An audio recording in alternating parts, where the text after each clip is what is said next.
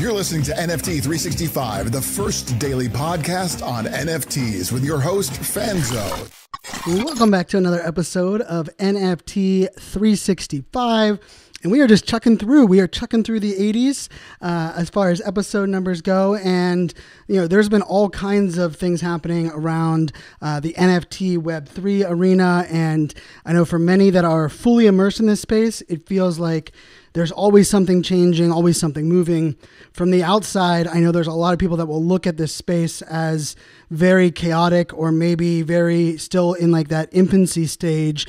And then there's a lot of us that are looking at this as like part of the beauty of, it's the beauty and the curse of how do we establish and reimagine a culture in an area and a space that we've really never played in before. And I know that might sound like I'm making this Web3 arena maybe bigger than what it should be, but I truly do believe in that. And it's why I wanted to do this episode. And really, for me, this episode isn't about NFTs, because the premise that I want to set this episode up on is that, I'm a big believer that not everyone has to go chase the shiny object or be on the bleeding edge of every curve. But let me say the caveat to that is, and the caveat is pretty simple.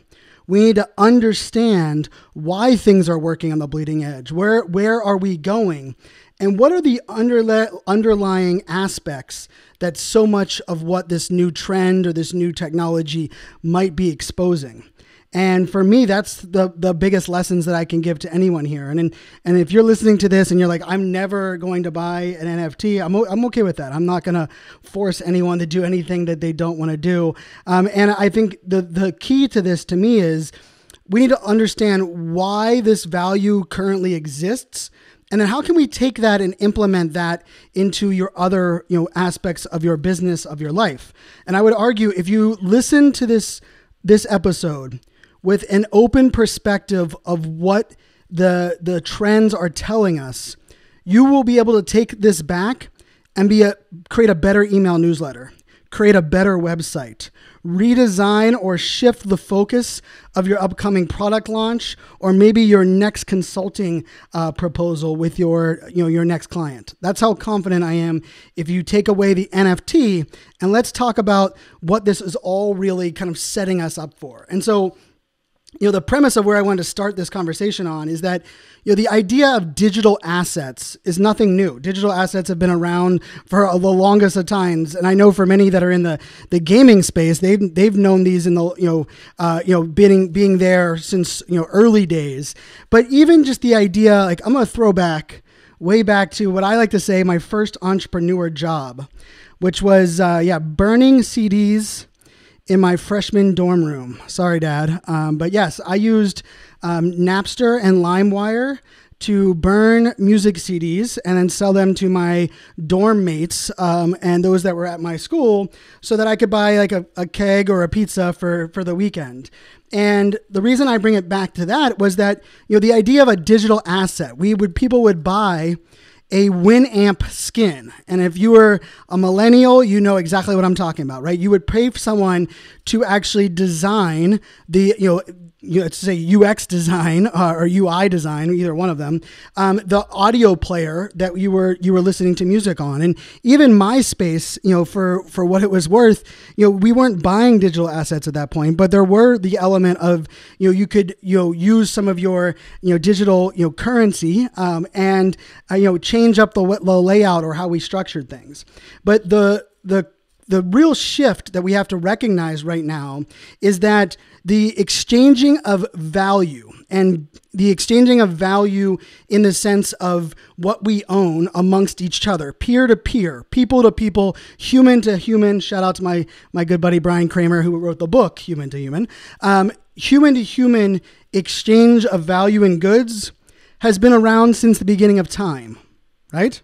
But the idea of the exchanging of value without borders, without limitations, has not been there for the beginning of time, right? The idea of how do you sell something to someone in the UK if you are here in America, right? Not only do we have to worry about if it's a physical good, the shipping and handling, but now we have to worry about the exchange of currencies and a lot of the things that have gone into, really how we think about that exchange of something we own.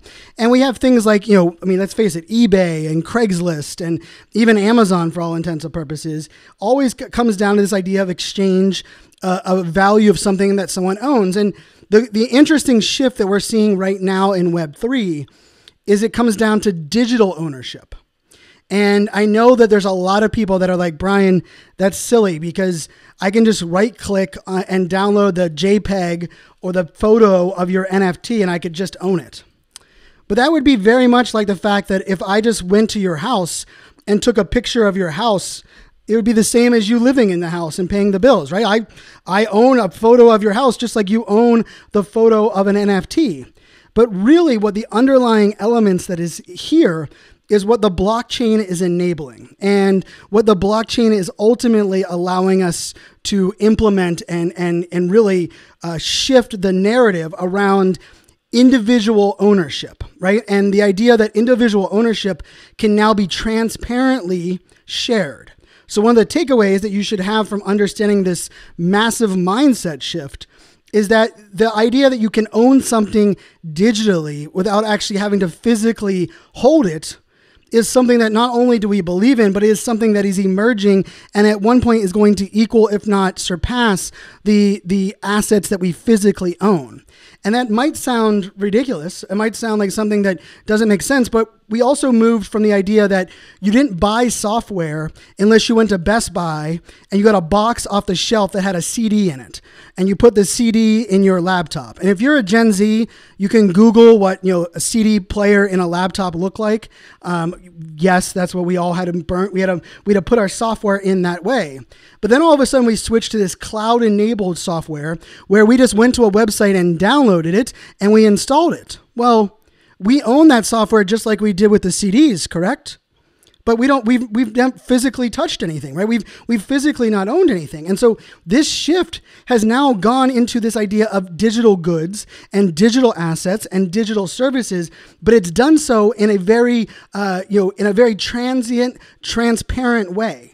And what the blockchain allows for is not just a transparent deed of ownership, but actually what the blockchain enables, and this is something we have to think about in our day-to-day businesses, how are we enabling those that own or purchase our products and services to ultimately actually be able to gain the benefits of that product or service, both physically and digitally in our day-to-day lives? Right? So this idea is it's not just about transparent ownership, but you can actually create smart contracts and code that enable things both digitally and in the physical world, right? The idea, and I seem to use Playboy Rabbitars as one of my favorite examples.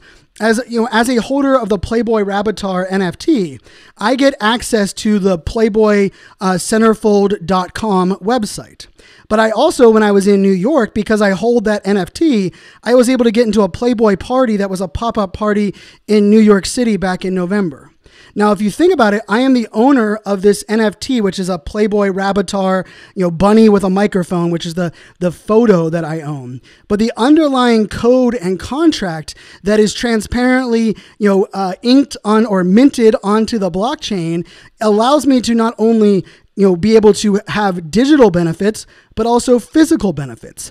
The other part of this is that when I, as the owner, because I own that NFT, because it is a non-fungible token, I am actually now, if I've maximized that value, or if I no longer believe this is worth something to me, I can now sell this because I own it. And so it is much different than traditional memberships, much different than being part of a band fan club. But it's an extension. And the beauty of this is that the actual code and the actual smart contracts and utility underneath of an NFT enable all of these things. And so if you are in your business today, you have to ask yourself, how are you allowing people to opt in and opt out? How are you allowing people that if they spend a lot of money on something of yours, a service of yours, and their need for that has now changed, is that something that is just lost and they lost that money because they've changed their path? Well, I don't believe that is the way that consumers today are looking at things, right? And we think about that from owning of our car, right? When we purchase a car and we no longer want to own that car, or like, maybe we no longer, hey, I need a second row or a third row of seats because I have a kid. You're not just, SOL. You're not just shit out of luck and you're stuck with this car that you had and you now need to go buy another car. You can actually take that ownership of it, sell it to someone else who still believes it has value. And what is beautiful about this is that you can actually build in, as founders of NFTs, different mechanisms that allow you to say, if this happens, enable this, right? So I could say, if someone joins the membership and they no longer find value and they sell it to someone else, make sure that that person that originally sold it gets this. And then also make sure that the new person that owns it now is enabled to have this kind of experience. All of that can be done really automatically, right? It can be programmed in to the actual contracts that are underlying these different, components of an NFT. And that's what today's consumers are really, yearning for, right? And it's a mindset shift around, is everything a transaction, or do we really truly believe that community is the future of business? Because if you believe that it is about your raving fans, your most passionate customers, your loyal customers that tell your friends about your products and services, the question we have to start to ask ourselves is, what does that look like in a digital ownership world where we're able to actually enable additional services and experiences underneath it? I believe it actually shifts the power to the community. And for those brands and businesses that aren't willing to shift that power to the community, they're going to have a problem, because here's what this is also enabling, is that if we as a collective group all own, and we're the reason that this product or service exists, and we all decide that things need to change, we actually now as a community own a majority of what's possible. And so this shift is massive. And now you might be asking yourself, well, how does this all happen? Is it really just all about NFTs? And no, it's not. If you think about it this way, a lot of NFT groups or communities start as very small groups, or like, private messenger chats, or, instant messenger groups, or even group iMessage conversations, right? That start to grow into something more, right? Where not only do people want to be included, but now people want to expand. And, for me, it kind of reminds me of like the very first fantasy football league I started. I started a fantasy football league in 2000 when I was in university, and we were doing it via the newspaper and an Excel spreadsheet. And eventually it got to the point where we had so many people that wanted to be in our league that we had to add a second league. And then when we had a second league, we realized there's so many more people that want to participate.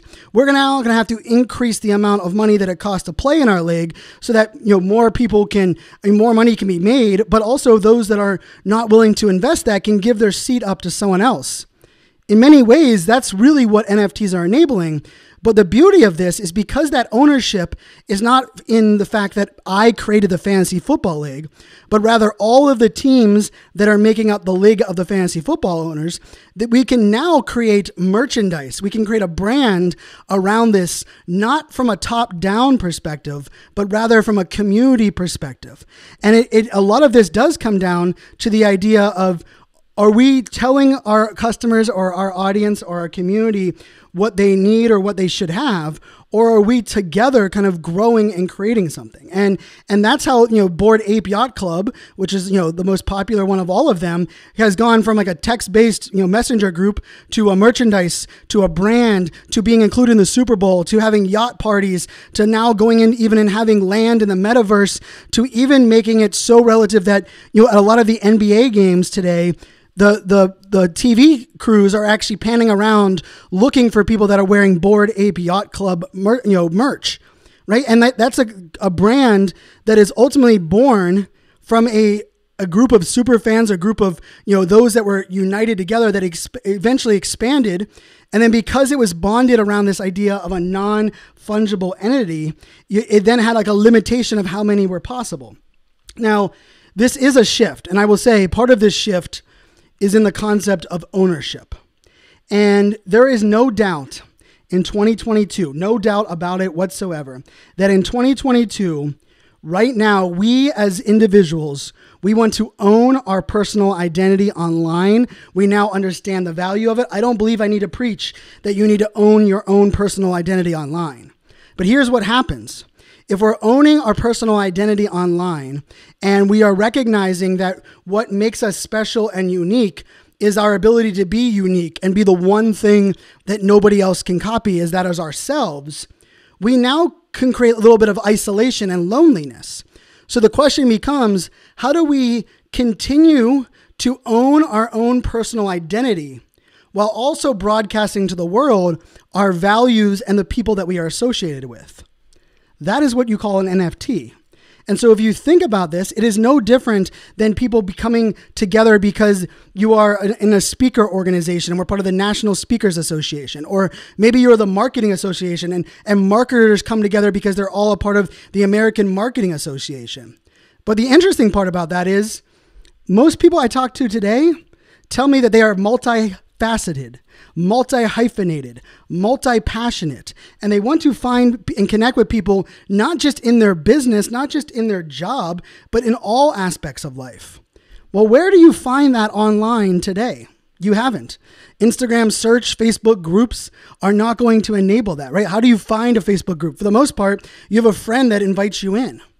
But what if you were able to own your own personal identity by owning a non-fungible token that is not, you cannot duplicate it. There is one of them. And then with that non-fungible token, the characteristics of it actually broadcast to the world the things that you are a part of, the things that you represent. For me, while I'm recording this episode right now, I got to give a shout out to a group and a community that changed the course of my life. And it's a group called the Speak and Spill. And it was a group of speakers that were brought together that started as a small group of speakers that wanted to talk to people that understood them. And it was created by a great marketer by the name of Scott Stratton. And he was like, people can't relate to us as speakers because we might be seen as divas because we want green M&Ms or whatever it may be. And he brought together a small group of people that got a little bigger of a group of people that turned into a Facebook group that decided, hey, we need to have a membership way of bringing people in so that we can bring in others that are like us, but we don't want it to be, we don't want to include like event organizers and brands because we want it to be amongst people that we share these same values and core beliefs. And all of a sudden we started adding merch. I'm wearing a Speak and Spill t-shirt right now as we speak. And so what's interesting about this is the difference between where that goes and if it was attached to a non-fungible token is that it would have gone from the group being run and owned kind of a singularity to being owned by all of us that were a part of it. And that also would mean if we no longer were being a speaker, we could actually sell or transfer the value of our seat in this very limited edition group to someone else that we believe meets that criteria, that we can then expand and we can then actually grow. And when it comes down to it, one of the biggest difficulties for brands, for businesses, and for personal development groups is the ability to scale community.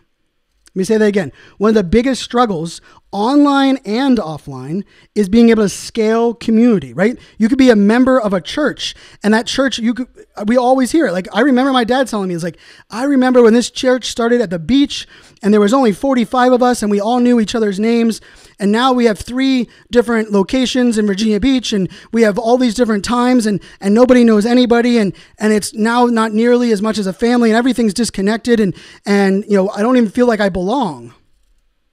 Funny enough, that was the physical world. That was even more prevalent in the digital world. And so as we look at this moving into this future, that the future of business is community, and I believe it with every fiber of my being, because influencer marketing started to share with us that it's not about just advertising, and it's not about just marketing, it's not about getting a celebrity endorsement, it's rather that we trust people that we can relate to. The problem is, in the digital world, how do we discover people that we can relate to and trust that aren't already in our physical world, right? Yes, those things happen, but they're very kind of haphazardly, and they're not very well, not only organized, but there's not very much ownership in what your role is within that greater good. And so we are seeing this shift in ownership of personal identity, and people not only realizing that, but now finding ways to do that in the digital world. It's why, for me, a picture of me on my Twitter profile actually says less about me than a Playboy Rabbitar bunny that has black and gold ears, that has a microphone, that is wearing a pink bow tie, that broadcasts to the world this community I'm a part of. It also shares about my love for the Pittsburgh Steelers, my desire and love to be in the microphone as a professional speaker and podcaster, and my passion for being a girl dad with the pink. I'm actually able, through the personal identity of an animal character on my profile, actually own my personal identity more so than I would in a traditional walk of life. And this isn't new, right? We've all known it, that, what do we say? Like, oh, I love getting to know you better. I now know all of you, and I like you a lot more. Or maybe I don't like you a lot more, right? Like, we're starting to find these different things, and that usually happens offline, right? But now we're looking at this into the online side. Now, the other part of this that I want to tap into, and it's actually about creators. But before I tap into that about creators, I do want to give a mention to our podcast sponsor. And our podcast sponsor is the Creator Economy Expo, which is happening May 2nd in Phoenix, Arizona. Get your Creator Economy Expo tickets, which is better known as CEX, at mint.cex.events. It'll be one of the events that I'll be at. I'm actually now looking at my calendar between March, April, and May. I'll be attending 6 different events right now in different areas of the country. And so, hey, this is a great opportunity to connect with other creators. Hopefully you'll come out and enjoy some of the opportunity to expand your creator group and understand some of the things that are happening outside of your current circle. And actually, this is perfectly into the spot where I look at the creators and all of us as individual creators now having ownership on what communities look like. And we are now, rather than us having to buy into a brand because they've been around for a while, we're now able to be a part of a brand that we get to create. Think about that when it comes to YouTube. Why do people, my daughters, will watch YouTube videos all day long instead of watching the TV? Because my daughters feel like they are a part of that community. They can relate to those YouTubers compared to someone on Disney or Nintendo and Nickelodeon telling them what that they should like or what they should be watching. And that shift is this idea that as the creators are more relatable, we're able to connect more. And that we're seeing that across every industry, every walk of life. And then lastly was like, just because, when you're buying something, right? Just because you're buying something online does not actually mean it has less value. And even in the sense of what does that ownership look like when it comes to like things that we can really use only in the digital world. And funny enough, like a website, when we're purchasing a website and someone's building us a website, we're not asking for them to have the physical version of that for us, right? We are believing that we are investing that money on a digital asset, that we understand the importance of that digital, service or gateway. And so where I hope to take this, and I gotta give a shout out to Gregarious and Jaffe, who we were having a really, I would say, heated and live discussion today on where this Web3 world is going. And part of the ownership of this is that there are a lot of people that are claiming they know where this is all going, yet still falling for rug pulls and still trying to figure out this digital world and this Web3 world. But then, the Gregarious made this analogy of to like, if you're going to climb Mount Everest, are you going to, just because you have a map on how to climb Mount Everest, are you going to try to do it by yourself? Probably not a wise decision. Are you going to hire a local Sherpa that might not have actually climbed the whole thing themselves, but they've understand the lay of the land, they're local, and they've done it before? And interestingly enough, in this space, there are people that have taken a helicopter to the top of the mountain. They got lucky for where they were. Maybe they got a NFT project because they got in early, or they didn't know what they were doing and now they lucked out. And there's people that helicopter to the top of the mountain that are now trying to teach people how to climb the mountain. But then there are other people that realize that we don't all have the answers. You've heard me say that on the podcast here many, many times, that we are still reimagining the culture. We are still learning the nuances and ways to protect each other and ways to make our wallets more secure. But here's the beauty of what we're establishing, and it's what we're doing here with a podcast as well, is it's about bringing people together and all of us learning together, moving forward together. And ultimately, for me, NFTs aren't about solving an old world problem. They're actually allowing us to ask new questions and identify new problems, and even start to look at this idea of the beautiful harmony between technology and humanity. I believe the intersection of technology and humanity is where the magic of our future comes to. It's where we truly get to do what we love and love what we do. It's where we get to be a part of communities, feel less lonely, and ultimately establish relationships and establish businesses and even create brands that we are proud to be a part of, that we love, and we know what they're all about because we were a part of making all of that happen. And so I firmly believe we are really living in the greatest time in history. We have the ability to reimagine a future in ways that we never would have thought were possible before the blockchain, before what Web3 is enabling in this shift of mindset. But it's not going to be possible if we just look at the idea of a photo and say, I could right click that, or look at something like a cryptocurrency and say, it's not stable and there's nothing behind it.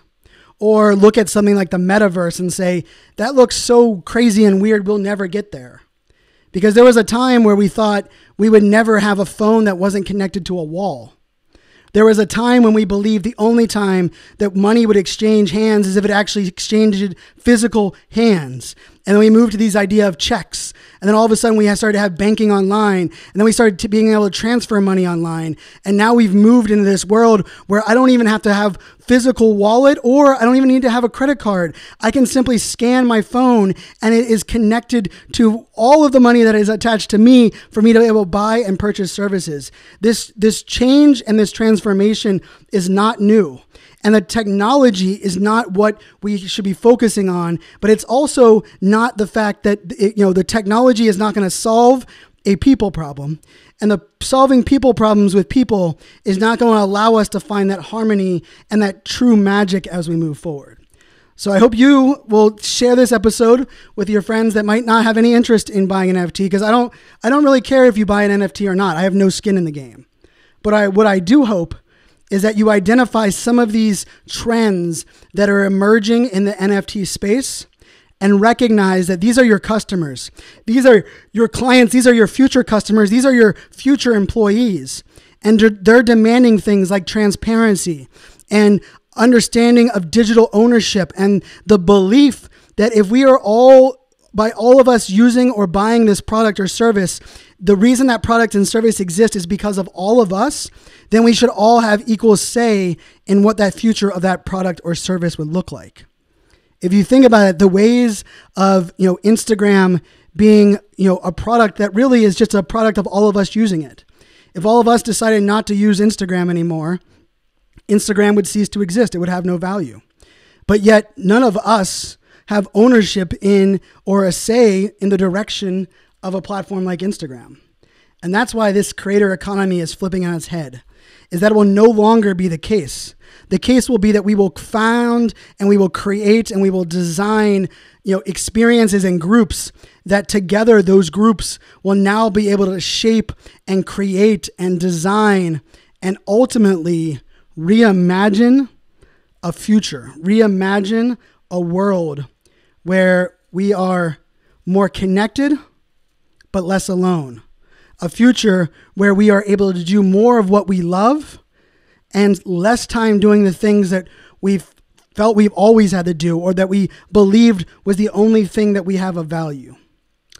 My name is Brian Fanzo. I hope you guys enjoyed this episode of NFT 365. Definitely want to give a shout out to Rough Life, RUFF Life. It is the NFT that we purchased today. It is a Solana NFT, and it is one that is actually raising funds to adopt dogs from shelters, and over 40% of their profits will be donated to the SPCA. And I just love, great causes. I mentioned in last episode about the charity and social good use cases for NFTs. Here's a real life, real world example. And we purchased one for us for part of our Mint 365 project, where we're buying an NFT every single day for a year. And it's actually a Solana, NFT as well. So it's on a different blockchain. It cost 1 Solana to actually to mint, which is about $146, I believe, is what Solana was at the time. But just love being able to research and discover new projects every day. And just remember, we're buying these NFTs every day, so you don't have to buy an NFT to participate in this world and this community. You guys can check out NFT365podcast.com and then /mint365. So Mint365, we're buying an NFT every day. We started on November 11th of 2021, and we will keep all of them until November 11th of 2022, where we're going to sell them as an entire mosaic collection. Until tomorrow, my friends, make it a good one. Cheers.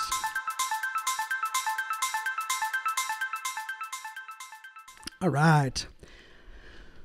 So for those on video here, for me, I know you can tell I'm passionate about what we have going on here, but for me, so much about this is about reimagining, a world where the platforms don't bring us together or create our use cases, but rather we do as owners of our data, owners of our information, owners of our own identity.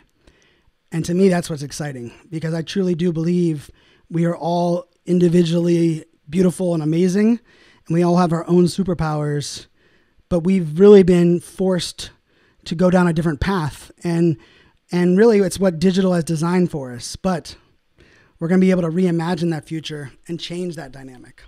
So I hope you guys are as excited as I am. Make it a good one. Cheers.